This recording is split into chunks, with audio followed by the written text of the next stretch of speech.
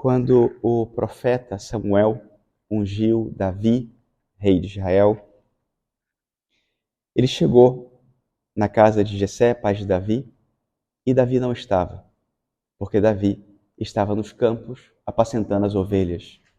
Davi era pastor. Davi é o autor do salmo que nós acabamos de rezar e que é o salmo preferido de muitas pessoas. E muitos de nós, especialmente em momentos de dificuldade, de tribulação, de tristeza, nós rezamos esse salmo que fala do que é o Senhor para nós e da confiança que nós temos no Senhor. O Senhor é o pastor que me conduz. Não me falta coisa alguma. Ele me guia no caminho mais seguro, pela honra do seu nome. Mesmo que eu passe pelo vale tenebroso, nenhum mal eu temerei. Davi era pastor e quando ele olhava para o seu povo, ele via as ovelhas que Deus tinha lhe confiado. E com o coração de pastor, esse rei cuidava, liderava seu povo, lhe guiava no caminho para o céu. Por isso, Davi sabe muito bem o que significa ser pastor e sabe muito bem quem é o verdadeiro pastor de Israel. E esse salmo transborda esse sentimento de Davi de saber quem é o pastor e qual é a função do pastor e qual é o poder do pastor e, ao mesmo tempo, qual é o carinho do pastor. E ele se sente com o coração também reconfortado, rezando esse salmo, porque nós sabemos quem é o pastor. E é muito interessante que, precisamente nessa cena, quando Jesus retorna da missão dos 12 apóstolos, ele enviou os discípulos, se vocês se lembrarem na semana passada, entre as várias recomendações, uma era: levem um cajado. O cajado representa o poder de Deus, mas ao mesmo tempo tem esse simbolismo. Vocês, a partir de agora, são os pastores desse povo. E eles voltam. E Jesus é o pastor deles. E o coração de Jesus é todo compaixão. Eles voltam cansados. E Jesus tem esse carinho, tem essa sensibilidade. Vamos descansar. Eu vou descansar com vocês. E o que seria esse estar com Jesus? E dizer, né, e não tem mais nada para fazer, só estar com Jesus. Aí. Só que aí aparecem as outras ovelhas de Jesus. E Jesus vê e seu coração de novo se comove, porque ele vê que aquela multidão é como ovelhas sem pastor. E de novo o coração dele se compadece e ele fala, não, ainda não acabou. O pastor tem que continuar trabalhando e o pastor tem que continuar cuidando das suas ovelhas. Ali estão as ovelhas.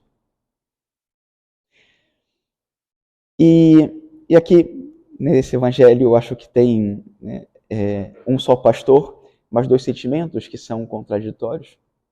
Descansar ou trabalhar? E eu acho que a resposta é, bom, o que Jesus quer que nós façamos. O que está no coração do pastor.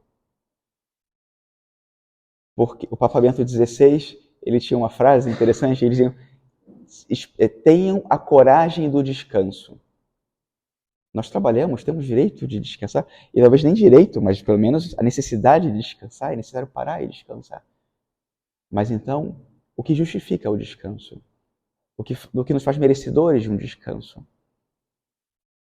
E por outro lado, nós olhamos para o nosso trabalho, mas ainda nós olhamos para a nossa missão, e nós vemos um mundo que é uma plantação interminável e uma colheita que nunca tem fim. Qual é o momento do descanso e o que mais temos que fazer? Porque o Senhor nos confiou essa plantação essas ovelhas? Onde começo e onde termino tudo isso? E tantas vezes, né, de modo especial no Reino Cristo, a espiritualidade é contemplativa e conquistadora, né, e evangelizadora. Então, homens e mulheres de Deus, homens e mulheres apóstolos. Onde começa a oração? Onde começa e termina o apostolado? E Jesus, ele se coloca precisamente no centro. Jesus é a resposta. Onde estiver Jesus, aí eu devo estar. Seja trabalhando, seja descansando, seja fazendo o que ele me pediu para fazer. Porque se trata de estar sempre na presença do pastor e depois de ajudar a muitos outros a encontrarem em Jesus esse pastor que nós encontramos. Ele é o pastor. Né?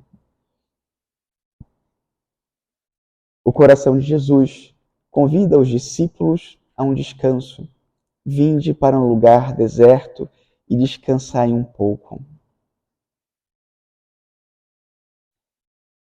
Na correria do dia a dia, no silêncio, se nós pudéssemos calar as nossas preocupações e todas as nossas atividades, nós escutaríamos de Jesus isso.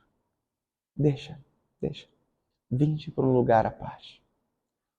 Fica comigo um momento.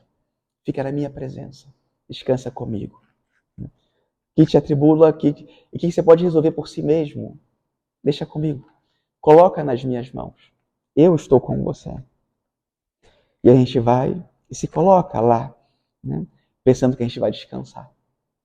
Pensando que o coração de Jesus é só para resolver as nossas preocupações. E é lá que nós descobrimos que tem outras preocupações muito maiores e muito mais justas, que são as preocupações do coração de Jesus, São as inquietações do coração de Jesus. São as tristezas do coração de Jesus. E que Ele quer fazer dessas as nossas inquietações, preocupações e tristezas. Porque é daí que Ele nos convida a olhar lá para baixo, por assim dizer. Né? E sempre pensa em estar com Jesus em cima do monte. Como pode ser o sacrário, né? A igreja. Hoje o nosso quarto, o lugar retirado, esse é o monte. Aí estamos com Jesus em paz, no silêncio. E aí de cima, e que Jesus olha lá para baixo e nos faz olhar também, colocando a mão no coração dele, para que nós percebamos como ele se sente. Aí está. Aí estão as minhas ovelhas. Aí em cima está o coração do pastor, aí embaixo estão as ovelhas. E essa paz que nós encontramos como nos corações de Jesus, nos traz também toda a percepção do olhar de Jesus, do coração de Jesus. Aquelas ovelhas que não estão no descanso de Jesus. E Jesus fala, vai lá buscar aquelas ovelhas também. Eu não quero descansar sozinho com você aqui. Está muito bom, mas eu preciso que agora você vá lá. Da mesma maneira, então, que nós encontramos essa paz no coração de Jesus, nós encontramos também as inquietações de Jesus no coração de Jesus. E aí ele vai dizer a mesma coisa aqui de seus discípulos.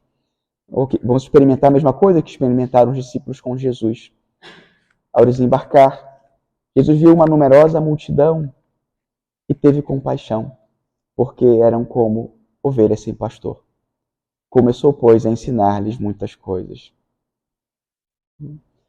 E essa é a bênção que Jesus nos oferece quando a gente se aproxima dele. Né? E a bênção de Jesus sempre tem um preço. E sempre vem com uma grande responsabilidade. O dom e a responsabilidade. Estar perto do coração de Jesus é a única coisa na vida que pode preencher o nosso coração. Estar junto do coração de Jesus é a principal coisa na vida que vai nos tirar a paz. E vai nos tirar da nossa comodidade. Porque Jesus sempre nos apresenta o mundo e diz, isso que você tem, eu quero que o mundo todo tenha. Então vai lá e vai dar ao mundo o que você recebeu aqui. Que esse encontro com Jesus hoje nos mova do amor do pastor e ao mesmo tempo da sua compaixão, para que a gente não olhe o coração do pastor do mesmo modo e nem o mundo do mesmo modo. Aprendamos a ter esse olhar, esse coração de pastor, mas movidos pelo coração do pastor, para que junto com eles, junto com Jesus, façamos o que só Ele pode realmente fazer. É dar o descanso às nossas almas e a todas as almas do mundo inteiro. Louvado seja nosso Senhor Jesus Cristo. Gosto sempre de propor a reflexão no final da missa do que nós levamos e qual é o nosso compromisso com o Senhor após aquilo que recebemos na Eucaristia. E muitas vezes a pergunta é, então o que eu vou dizer? O que eu vou fazer? Gostaria de propor uma outra pergunta dessa vez. O que eu vou ver? O que Jesus me chama a ver? Ver é mais importante ou é anterior ao agir e ao dizer? Primeiro, ver o pastor. Onde está o pastor? Olhar e ver Jesus. E pedir a Jesus essa graça de vê-lo presente. E depois olhar para todas as realidades e vê-las como Ele vê. E esse mundo que não tem pastor, então ver o mundo sem pastor. Para que então sintamos o que Jesus sente e queiramos fazer o que Ele faz e dizer o que Ele diz. Assim seja.